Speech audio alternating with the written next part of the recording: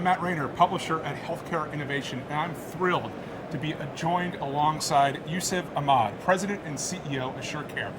Yousuf, I have a number of questions I'd love to ask you today. I think where I'll start is, one of AssureCare's core missions is to connect each human life to the healthcare ecosystem. How is your population health platform achieving this? It's a great question, and it's one of our callings at AssureCare. So we believe we are the only company that connects providers, payors, and pharmacies together. And no longer is the health system, kind of limited to the delivery of healthcare, meaning doctors or hospitals, but there's a lot more beyond the walls of the doctor's office or hospital that actually has an effect on the human life. So we like to bring those aspects of human life into our platform. I often say the most underutilized clinician in America is a pharmacist. And I don't know about you, but most of my life, they only ask two questions. How would you like to pay for the drug? And do you have any questions? And there's a lot more they can do, especially when there's a maldistribution of physicians to patients. So that's kind of the main focus for us, and kind of building on that. Excellent, thank you. What solutions make up your population health platform? We have three core components. We have a care management solution, we have a utilization management solution, and we have an MTM, a medication therapy management solution. So the first two are more dedicated towards payers, both commercial and government, and the MTM module is more focused towards pharmacies, both retail pharmacies as well as specialty pharmacies. My next question, who are your target markets, and who do you view as the disruptive innovators in population health management? That's a great question. So our target audiences are, if you go back to 7th grade Venn diagram and put three circles, government-sponsored healthcare is one target audience, commercial health plans is another target audience, and the third category we believe we kind of helped birthed is disruptive innovators, where organizations that have tangentially played in healthcare or have not played in healthcare at all, but would like to take a bigger claim. One of our customers, for example, is Kroger Health. Kroger generally is known as a grocer, giant grocer in the country, but they have a very strong healthcare arm that actually is focused on improving outcomes, health outcomes for their consumers. So those are our target audiences. Disruptive innovators are also organizations that are challenging the incumbent players. I'll give you an example. Specialty pharmacy is a bit of a cottage industry. They treat drugs for orphan diseases, glioblastoma and multiple sclerosis. And these drugs are costly, but there are very few players in the space. You may or may not know this, Matt. Hopefully you don't, because it would mean a good thing. A first-time cancer diagnosis patient in America gets their drug in 21 days from the time it's ordered. That is unconscionable. Yeah. It should not be tolerated. When the oncologist wants to change the drug, oftentimes he or she is not allowed because there's a payer rule preventing him or her. It's called white bagging or brown bagging. If a pharmacist wants to change the drug, he or she is not allowed because there are gag clauses by the payers. Those are things that we feel like should be removed as a barrier, because the clinician knows the patient best. The pharmacist knows the patient close to best or second best, oftentimes the best, because there's a frequency and fidelity with that. I see my pharmacist more than I see my provider. So I feel like those are the target audiences, and that's how we're defining disruptive innovators. Organizations that are challenging the status quo, but also finding a solution where the incumbent base has not quite solved for. How are AssureCare's products different from other population health vendors on the market? Excellent question. Our product is member-centric, it's patient-centric, which makes somebody ask, well, as opposed to what? As opposed to everything else that's mostly provider-centric. So if we are seeing consumer Matt, you're not only going to have your clinical information, your lab vitals, your last hospital stay, your imaging scan if you had an MRI, but we also like to know, what zip code do you live in? Is English your first language? God forbid, are you in an abusive relationship? do you live in an isolation? Because these are social determinants of health that have an impact on health outcomes. And we believe we inculcate them in a real-time manner. That's how, it's a key distinction for us. So, patient engagement is a big aspect. Anytime you engage a consumer, health outcomes are 30% better. So I feel like our technology is member-centric, it's centered to the consumer.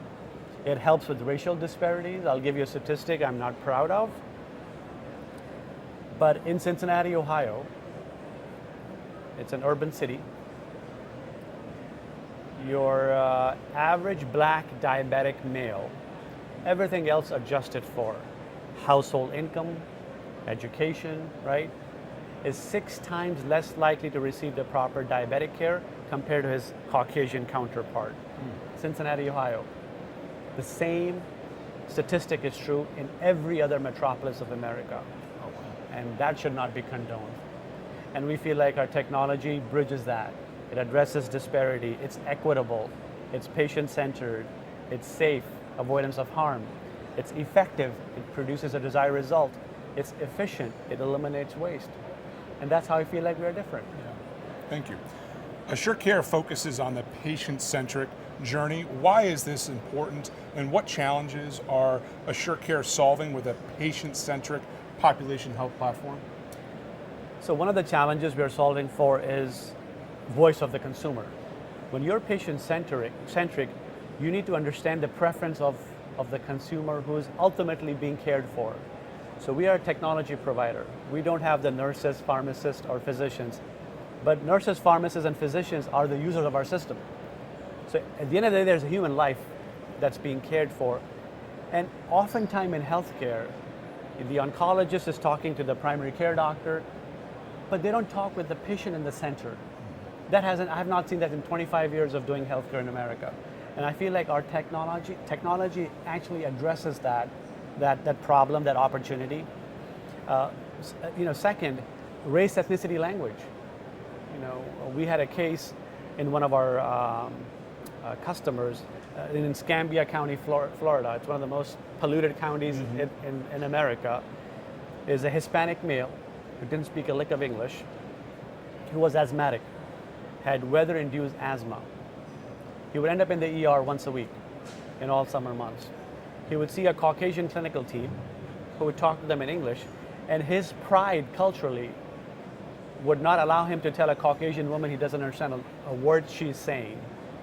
So we said, let's take race, ethnicity, language, in our view, real time, pair him up with somebody who speaks Spanish, but also looks like him, because that is proven to breed credibility, right?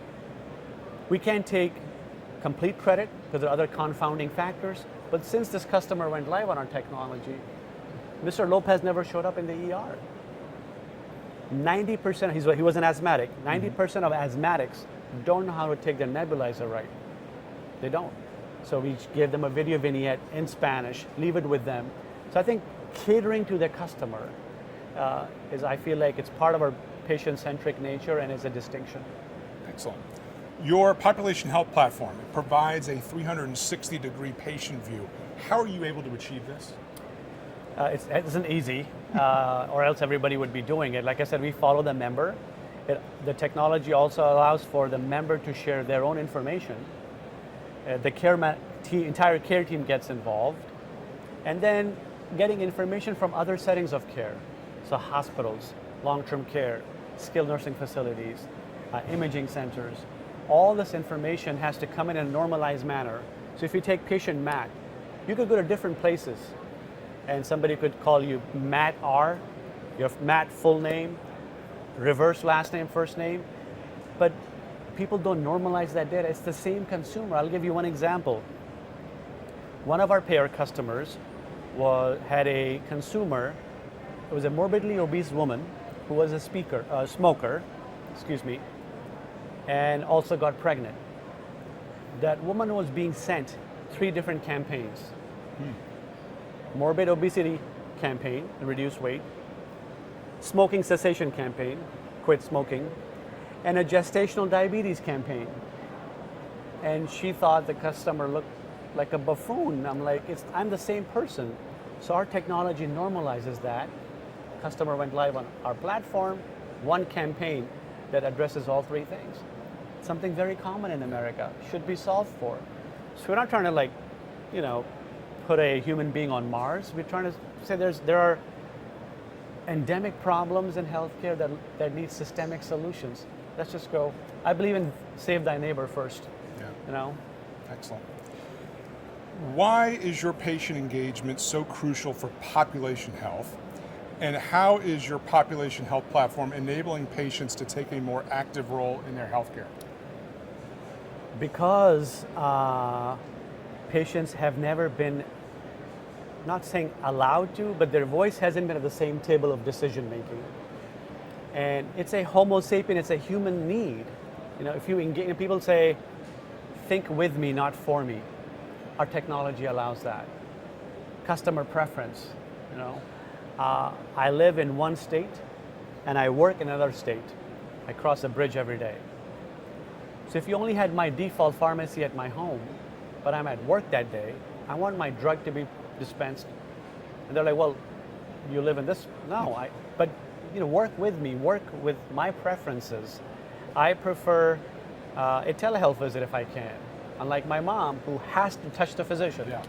That's okay, that's her preference, right? That sort of voice, that sort of priority, inculcating the needs of the consumer has to be taken into account. We have, in this country, great country, physicians saying, oh, Mrs. Smith, you should take a walk in your neighborhood. But do you know her neighborhood is not safe? You should eat healthy foods. But she lives on a food desert. There's no healthy food there. Those are things we have to address, and that's been proven that if you take patient preference into account, you engage the member, health outcomes are 30% better. Why should you tell Mrs. Smith, score the drug, break it in half? Why? If your haptic sense of touch, if I was treating you for something and I touched you, patient satisfaction goes up 25% just by that haptic nature. Sitting at eye level matters. These are, I would say, simple things that we kind of accentuate, we bring through our platform.